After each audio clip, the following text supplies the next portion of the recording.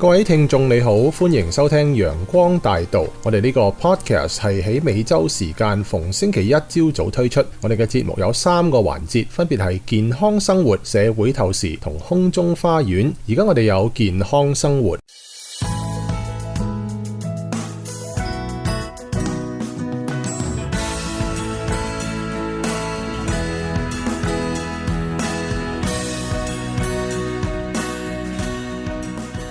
各位聽眾早晨，歡迎大家嚟收聽呢個健康生活環節啦。Peter， 今日又到我同你嘅咯喎，係啦，又繼續講飲品好唔好啊？上一集呢，我哋就講呢個 fruit juice 啊。係咯。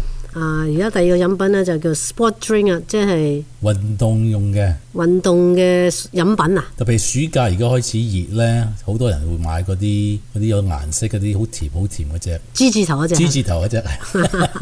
G 字頭嗰隻。G drink。OK， 其實我都係唔係幾明白點解啲人我睇到好多顏色喎，例如綠色啦，有紅色啦，有藍色啦。其實點解啲人咁中意飲呢啲 drink 咧？佢以為可以 replenish 嗰啲 electrolyte 啊嘛，即係出咗汗咧就冇咗啲鹽分喺裏邊，咁你就好易暈。所以啲人話啲教練話飲翻啲 sports drink 啦，飲翻啲 sports drink 就可以侵翻你啲鹽分喺裏邊啊嘛。咁你冇鹽分喺身體裏邊咧，好易會暈噶嘛。其實我覺得咧，我哋每一個人正常人咧，就算出好多汗咧，不至於話冇晒嗰啲 electrolyte嘅。除非你係一個運動家，你成日咁樣跑，出好多汗嘅，咁你真係即係缺乏啦，好即係即刻要充分翻上去。你睇翻嗰啲 professional 嗰啲咧，通常嚟講冇乜飲嗰啲嘢嘅，多數係飲咩自己製嘅。係咯，自己製同埋佢通常咧食翻啲香蕉，飲翻啲水。咁啲水裏邊咧有可能加啲檸檬啊，加啲咁多嘢啫，唔係飲嗰啲 commercial 嗰隻。係咯，因為嗰啲 G 字頭嗰隻飲品啦，頭先講隻咧，其實全部都係好多色素喺裏邊啊。佢都好糖精添啦。係啦，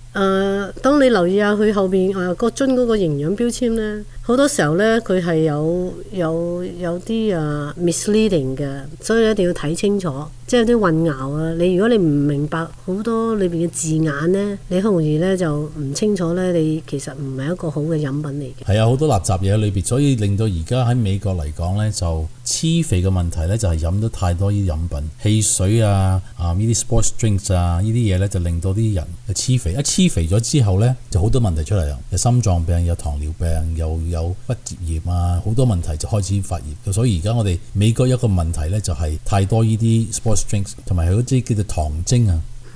High fructose corn syrup 嗰啲嘢咧，就令到一個人咧就會有上咗癮啊，飲呢啲嘢。咁上咗癮咧，一路繼續飲咯，咁越飲越多咯。咁除咗牙嗰方面對唔好咧，就對我身體都唔好咯。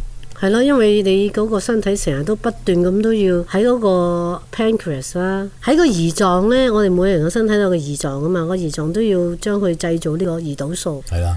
因為你成日都不停咁飲唔同嘅飲品，都係有好多糖精咧，即係話你嗰個身體裏邊咧就猛咁叫嗰個胰臟製造啲胰島素出嚟啦，製造啲胰島素出嚟啦，就幫你消化呢個糖。但係你成日都汽車啊、機器成日都咁樣做啊，都會 break down 啊，都會做到個身體直情變咗麻木咗咯。個胰島素麻木咗啦，就唔可以轉嗰啲胰島素轉入你嗰啲細胞裏邊，一路喺血裏邊咯。喺你嗰個血裏邊咧，就身體裏邊咧就會藏咗個糖喺裏邊，所以有產生糖尿病就係咁樣而形成。咁肝就有問題啦，肝有問題同埋個腎兩嗰啲開始問題。係啦，咁就心臟病啦。但係咧，有好多人咧都唔相信呢件事嘅。其實我教育咗好多唔同人，因為咧通常咧年輕嘅人咧係唔會咁快會產生呢個病㗎。當你年紀大嘅時候咧，就開始會有。講翻起咧，就講翻舊時打越戰嗰時咧，佢哋 check 啲美國啲軍人咧，18歲死咗啲軍人咧，去 check 啲血嗰個血管裏邊咧，原來發現嗰啲軍人裏邊啲血管咧，就好似40、50歲嘅人喺裏邊，即係佢飲咗好多呢啲糖精嘅飲品咧，令到佢嗰個血管咧硬化咗。所以咧，我哋好小心飲呢啲嘢，飲得多咧，你令到有好多其他嘅問題嘅。所以其實最重要咧，我哋要 keep 我哋自己身體裏邊咧水分充足啦。係咯。最緊要就係水分充足。8杯水係嘛？係咯，同埋咧最好咧都係飲翻清水係最好。清水加啲檸檬都 OK。係啦，加啲檸檬或者 lime 啊咁樣。係咯。咁即係其他飲品好多糖精嗰啲，我哋一定要注意嘅。OK，very good，係咯。咁今日時間差唔多夠啦，我哋留翻下一節再講唔同嘅唔健康嘅嘢啦。OK，拜拜。拜拜。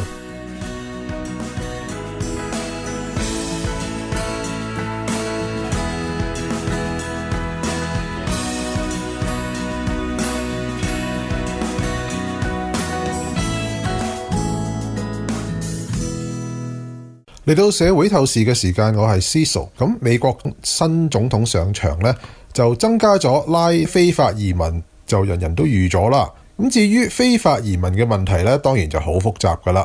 不過上個禮拜一宗都好大嘅新聞呢，就係一位紐約哥倫比亞大學嘅畢業生係被捕。咁佢就係過去1-2年呢，係反以色列支持巴勒斯坦示威嘅搞手。咁而新總統對上屆政府縱容示威手段同對美國猶太人威脅嘅反感呢，前個禮拜先至話要限制對呢啲院校嘅聯邦撥款啦。上個禮拜就拉咗呢個敘利亞出生嘅外籍搞手啦。咁似乎新政府仲威脅要對付其他嗰啲非美籍嘅學生㗎。咁近2個月嚟，移民海關執法局即係 ICE 啊，去拉人嘅情況似乎就非常踩界啦。法院判話唔准送某個人去 Guantanamo， 咁但係當局咧就直接將佢遣送出境。咁另外咧又傳出有啲地方咧就係公民都被拘留，咁要搞一段時間自證身份之後先至獲釋。咁呢次拉畢業生嘅時候咧，當局亦都係踩界講大話噶，用嚇嗰啲未必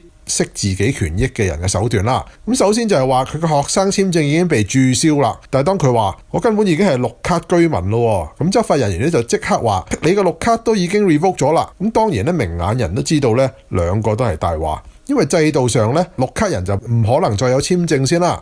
咁而綠卡註銷咧亦都冇可能係當事人唔知嘅。咁當然左邊嘅評論人就會話佢係咁樣因言論自由拉人咧，完全離晒譜啦。咁右邊嘅人又會話呢個人所做嘅係支持恐怖組織，就唔係言論嚟嘅。咁但係撇開呢個辯論先啦，呢次事件呢都引發好多人對呢個合法居民權益嘅注意嘅。咁對好多平民嚟講呢，綠卡同公民喺美國生活上啲分別都好細噶啦，幾乎咩都做得啦。咁就算係近年啊大麻地方合法化，但係聯邦唔承認，但係又唔追究都好咧。留學生如果有超額大麻案底，下次入境時可能被拒絕啦。綠卡人做大麻生意可能就申請唔到入籍喎。咁但係綠卡人真正要被驅逐嘅情況呢，好多時都係同犯罪有關嘅。美國就有明文規定，永久居民犯咗一定程度嘅罪行呢，就可以喺服刑之後被驅逐出境。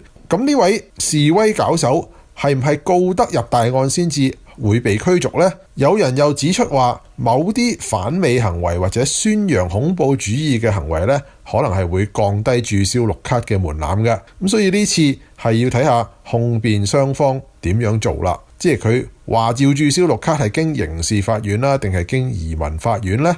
其實以往都有報道話呢，有啲好細個嚟到美國嘅人啊，因為從來冇入到籍，後嚟大個又犯咗案，咁最終咧要被遣送翻去咧佢哋從來未住過嘅原居國家，甚至某啲國家有一定數量呢啲前美國綠卡居民啊。咁而某啲國家嘅社會咧係可能冇辦法融入到呢啲被遣返國民嘅，例如係伊拉克啦，或者呢次被捕搞手嚟自嗰個敘利亞咧，有啲被遣返嘅人咧係會因為社會暴力或者戰亂而死啦。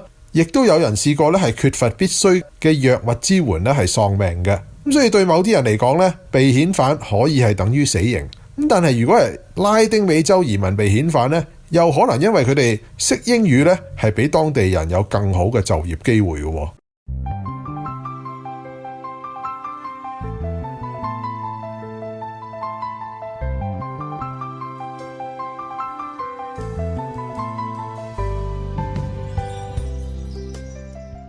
各位聽眾早晨，阿 Tim Jeff 牧師早晨，各位聽眾早晨 ，Tim Megan 早晨，你哋好。各位聽眾早晨，大家好。上一集我哋提到，當保羅喺羅馬坐監嘅時候，佢嘅工作蒙上帝賜福。當時尼祿皇帝在任嘅時候，佢所娶嘅係第二個妻子，係信奉呢個猶太教嘅，所以佢盡力咁樣協助猶太人，要實現陷害呢個基督教捍衛者保羅嘅陰謀毒計。結果上帝真係捍衛咗佢個僕人。喺保羅受審嘅時間呢，猶太人控告保羅嘅罪狀呢冇足夠嘅憑據，尼祿王呢竟然主持咗一次公正，宣布保羅係無罪。係啊，因為咧保羅喺被囚期間信奉咧基督教嘅人咧日益增多，引起咧當局嘅注意，而且咧都惹起咗佢哋嘅妒忌。皇帝咧亦都因為自己家人裏邊咧信奉咗基督教而特別震怒，所以咧好多次佢都揾藉口要將咧呢啲基督徒身上咧進行一啲殘酷無情嘅對待。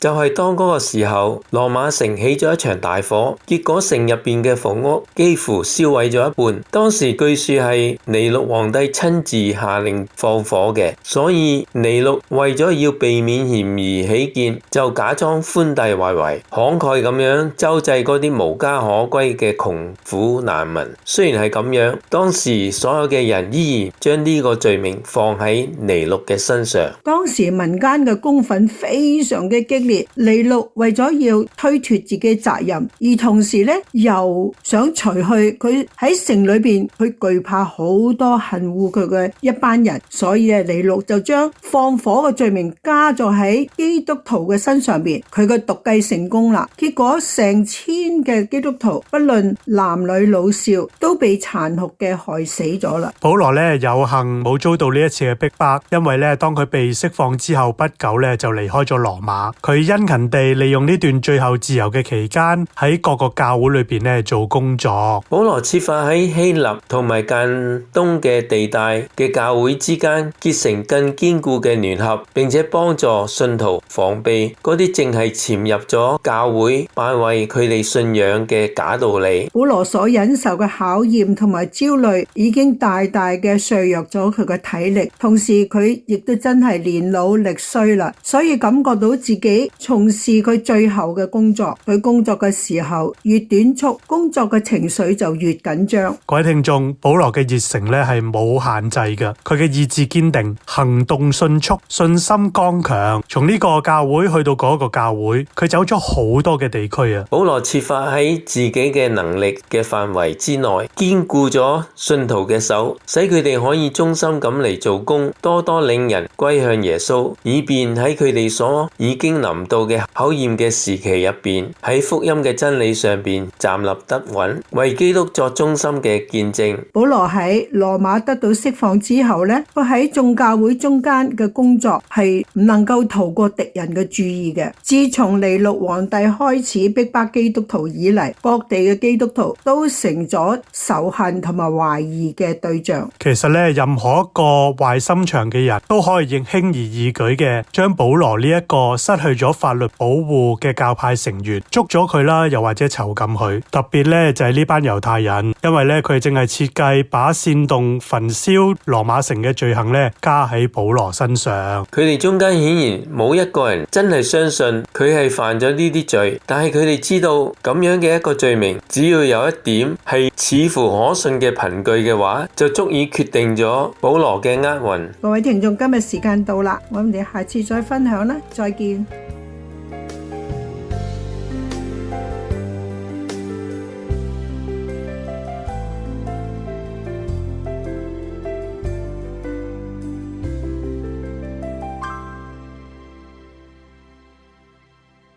陽光大道嘅 podcast 係由美國加州 Temple City 嘅基督復臨安息日會羅省粵語教會製作，可以分別喺 AWR 嘅各個管道收聽同 subscribe 訂閱，包括蘋果機嘅 podcast app、iTunes， 仲有 Google、Spotify、Amazon 等等。而多年以嚟嘅所有節目仲可以喺 linguaspirit.net 嘅網站重溫。我哋仲會將節目上載到我哋嘅 YouTube Channel Sunshine Boulevard 陽光大道粵語 Podcast， 大家可以撳 subscribe 訂閱。我哋仲設有 Facebook 專頁，你撳咗 like 即係讚，就可以每個禮拜睇到我哋最新一集節目嘅消息。呢個專頁嘅網址係 facebook.com/Sunshine Cantonese。好，我哋下次再見。